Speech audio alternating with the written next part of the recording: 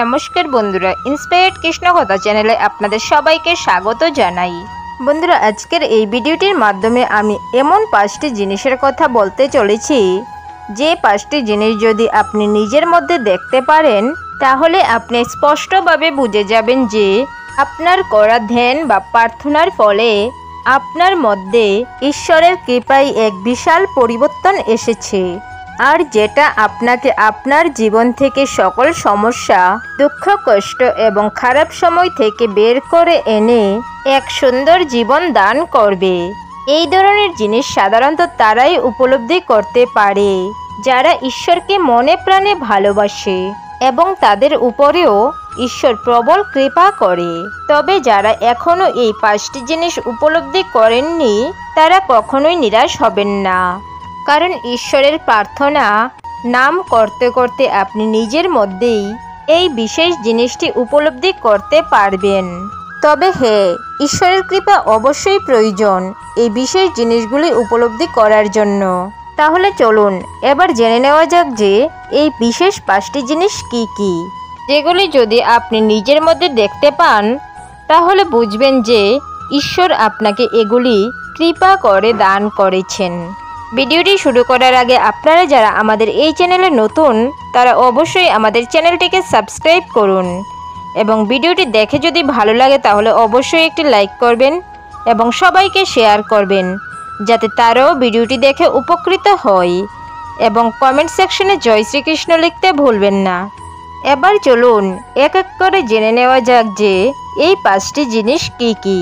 বন্ধুরা, হিন্দু শাস্ত্র মতে জীবনের রাগ, দুঃখ, ক্ষোভ, বেদনা থেকে সম্পূর্ণভাবে মুক্তি পাওয়ার একমাত্র উপায় হল পরমাত্মার সঙ্গে সংযোগ স্থাপন করা। যদি আমরা ঈশ্বরের সাথে সংযোগ স্থাপন করতে পারি, তাহলে আমরা এই জগৎ সংসারের সমস্ত মায়া মমতার ঊর্ধ্বে যেতে পারব। অর্থাৎ সামাজিক দুঃখ, কষ্ট ও রাগ, ক্ষোভের মতো বিষয়গুলি খুব তুচ্ছ বলে মনে হবে, কারণ তখন স্বয়ং পরমাত্মা আমাদেরকে তাদের বিশেষ শক্তি প্রদান করে থাকেন এবং আমাদের উপর তাদের কৃপা দৃষ্টি দেন। এবং এরকম অবস্থা লাভ করতে হলে অবিচল চিত্তে একাগ্রতার সহিত গীতা পাঠ, পুজো অর্চনা এবং নিত্য সর্বশক্তিমান পরমেশ্বরের নাম জপ করা প্রয়োজন। মনের কামনা বাসনা দূর করে নিজের চিত্তকে সম্পূর্ণ নির্মূল করে তুলতে হয়। যখন কেউ সকল প্রকার কামনা বাসনা ত্যাগ করে বিষয়াসক্তি শূন্য হয়ে আদ্যতত্ত্বকে একমাত্র গ্রহণীয় বলে মনে করে, তখনই তিনি পরমাত্মার সঙ্গে সংযোগ স্থাপন করতে পারে এবং আত্মা উপলব্ধি লাভ করেন। আর একমাত্র এই আত্মা উপলব্ধি থেকেই আসলতে আত্ম উন্নতি করা সম্ভব হয়, যা মানুষকে দুঃখ, কষ্ট, রাগ এবং ক্ষোভের হাত থেকে চিরকালের জন্য মুক্তি দেয়।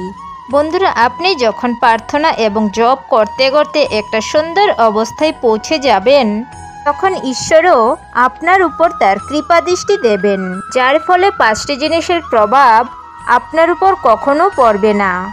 আর এই 5টি জিনিস হলো, ঈশ্বরের কৃপাদৃষ্টি লাভের সঠিক পথে থাকলে প্রথমে আপনি সমাজের চক্ষুলজ্জার খাতিরে যে কোনো সিদ্ধান্ত নেওয়া বন্ধ করে দেবেন।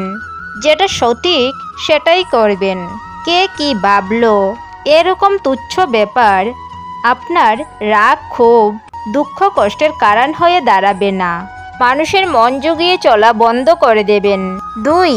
নিদ্রা বা কোনো প্রকার আলস্য আপনাকে কাবু করতে পারবে না। আপনার মন সর্বদা নিরন্তর সর্বশক্তিমান পরমেশ্বর প্রভুর নাম জপ করে যাবে। তাই আপনার শরীরে এক ইতিবাচক শক্তির আবির্ভাব হবে, যার কারণে আপনার সকল কার্য সফল হবে। 3. অযথা বা বিক্রি হাসি আপনার মুখ থেকে সারা জীবনের জন্য ধুয়ে যাবে। মনের সকল প্রকার সংশয় দূর হয়ে যাবে। কেন্দ্রীয় ভোগ থেকে মুক্তি হয়ে পরম তৃপ্তি লাভ হবে। সেই তৃপ্তির আবামককে আলোকিত করবে। 4. আপনার ভেতরের সমস্ত প্রকার অহংকার বোধ ধ্বংস হয়ে যাবে।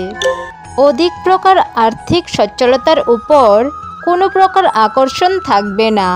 সাজ, শৌখিনতা ও আমিষ খাদ্যের উপর চরম অনীহা দেখা দেবে। দরিদ্র সেবায় এবং পশু পাখির সেবায় আপনার সময় কাটবে। প্রকৃতির প্রতি সকল প্রকার কর্তব্যে মনোনিবিষ্ট হবে। 5. অবিদ্যাজনিত সকল কামনা বাসনাগুলি বিনাশ ঘটবে। আপনার মন পবিত্র হতে শুরু করবে। সাধু মুনি ঋষিদের সঙ্গ লাভের ইচ্ছে জাগবে।